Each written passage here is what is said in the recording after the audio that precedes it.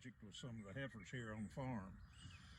Today we're going to actually give you an insight as to what we actually did with the cattle, and it's a little difficult to see that on live animals, so we've got some tracks here today, and I just wanted to point out some of the equipment that we use whenever we're AIing or artificial inseminating some of the cattle. So some of the equipment that we've got, of course, we talked about the importance of 95-degree water, so we've got our thermos here with our thermometer in it, and we've got some 95-degree water in here, and usually if we're between 90 and 95, we're good. Now the other thing that we're going to need is a breeding gun, and there are a number of different kinds.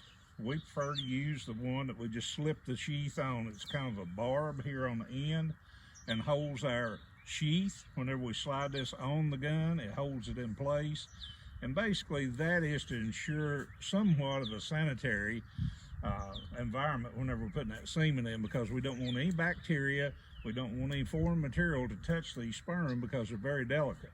So we'll load that straw in the gun, we'll slide the sheath on, and that protects that straw of semen whenever we're breeding.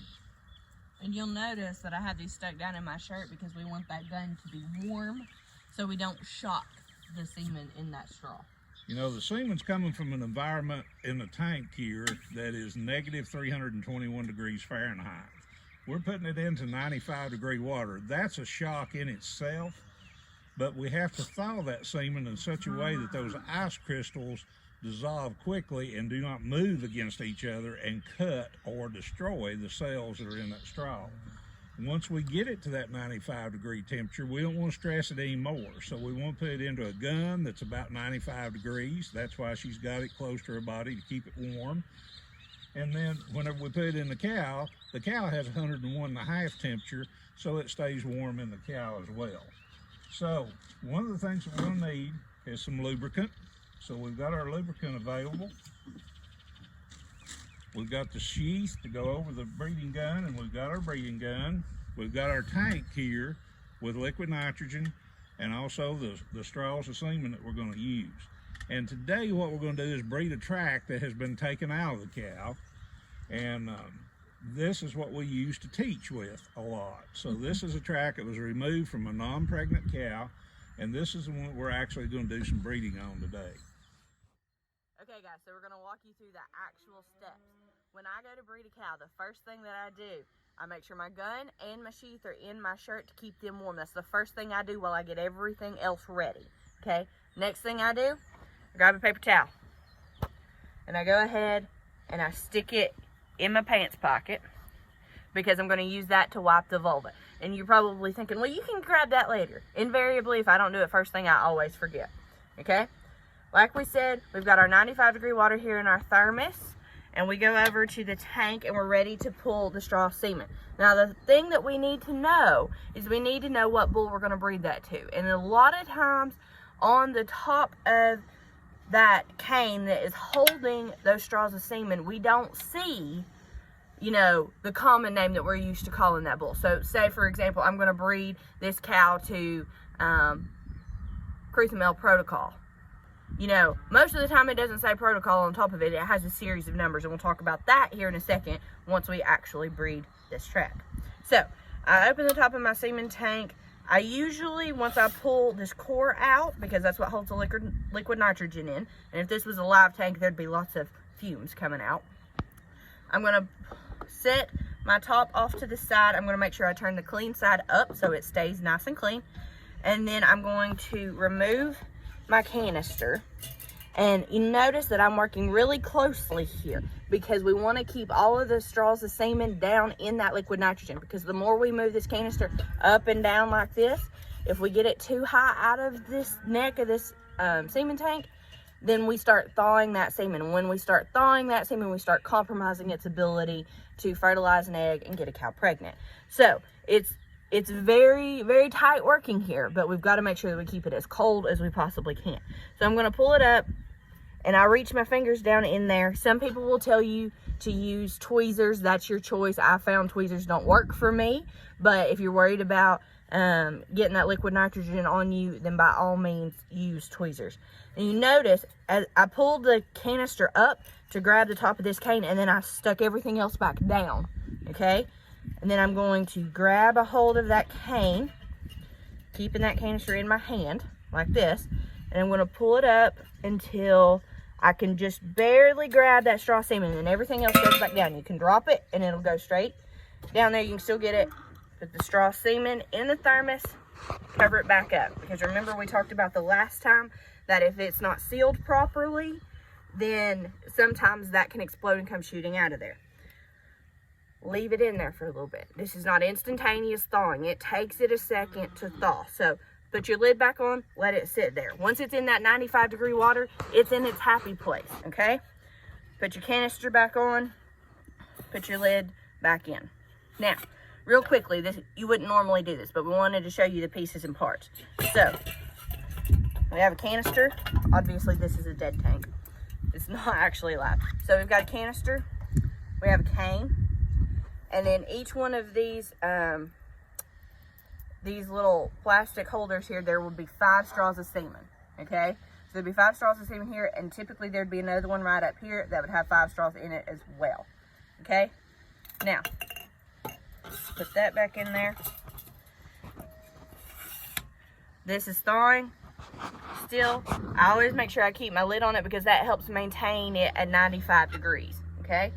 Then I'm going to go and I'm going to grab another paper towel because sperm are very particular. They don't like changes in temperature. They don't like changes in light. They don't like changes in temperature.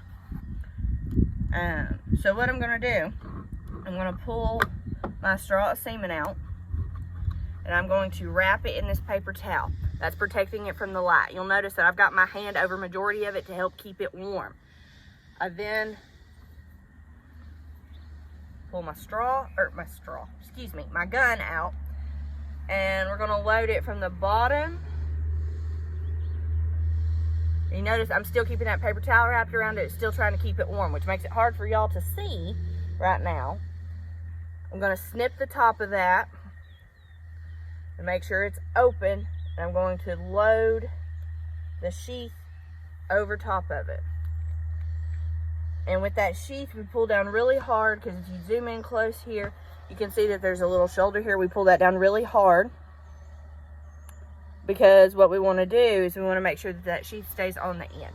I would then wrap it in that paper towel. And my mentor always told me, don't use the good Bounty paper towels because they'll actually pull the semen out of the end of the straw. Use the cheap ones, okay? So, put that back in your shirt until it's time for you to actually go into the cow to keep it warm. Grab your glove. Just typical OB sleeve. They come in all sorts of shapes and colors.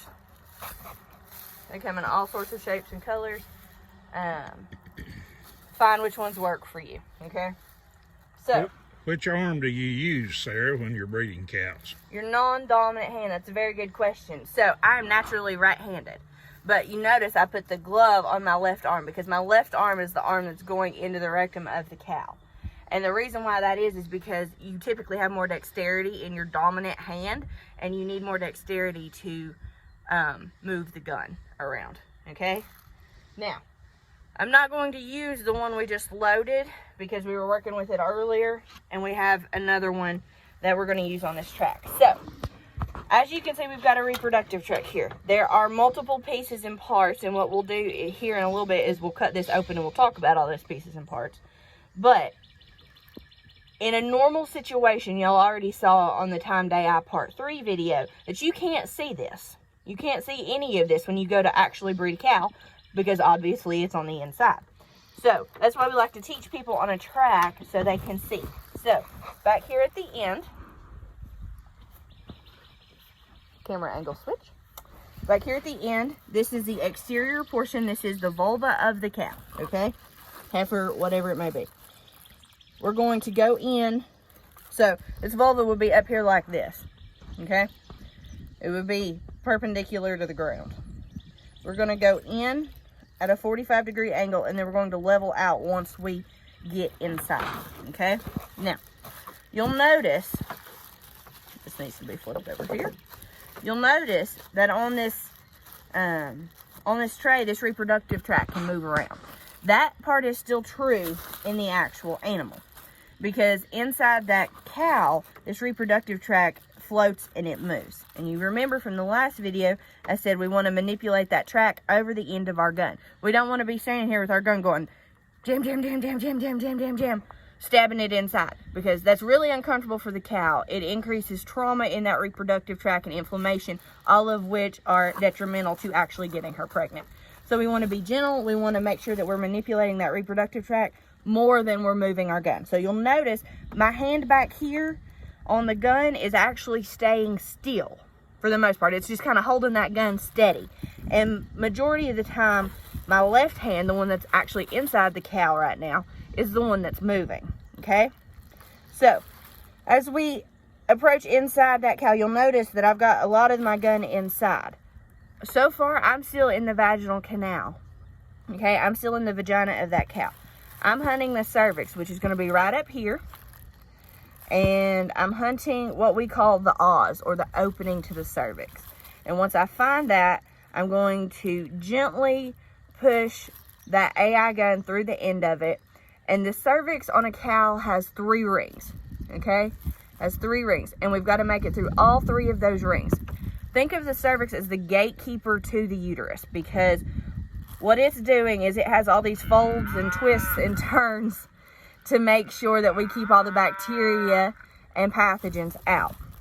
So you notice that I'm having a little bit of trouble right at this moment. It's because I'm approaching one of those twists and turns.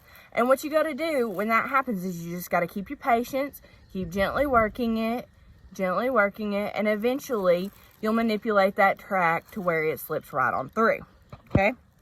So once you manipulate that tract, see, you probably saw me go whew, right there real quick. It's because I manipulated it right through the end of the cervix.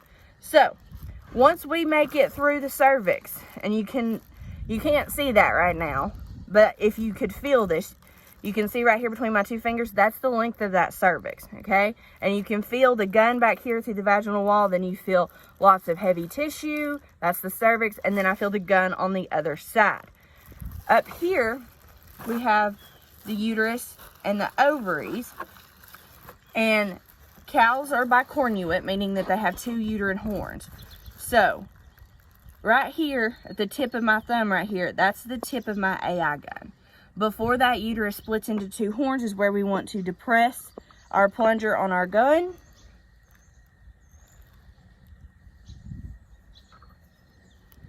Okay?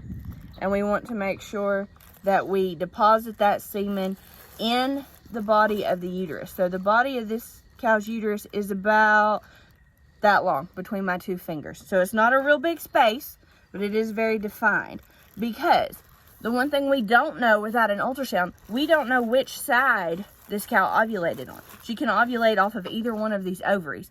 So if she ovulated off this right ovary and we accidentally slip up that left horn and we send all of our semen and all of our sperm up this left horn, she may not get pregnant. So we want to make sure that we deposit it in that uterine body so it swims up both horns and we have equal chances of getting her pregnant. So we're back at the tailgate, and to finish up our series, we wanted to do a little short video talking about what you saw or what you can see on that actual straw of semen, and to show you the reproductive anatomy inside that tract and how far that gun actually has to go. We're not promoting any particular AI stud or company. This just happens to be one that we had that was easy to explain. So here we have the straw, and you'll notice that there's lots of things written on it. You'll find the bull name, which is Hendra Acclaim. Then you have a series of numbers after that. That is his registration number with the American Angus Association. You'll see CSS, which is Certified Semen Services. That means that that straw of semen is collected and processed properly, okay? Because there are some people out there that don't do that. Then the 052918, the date it was collected.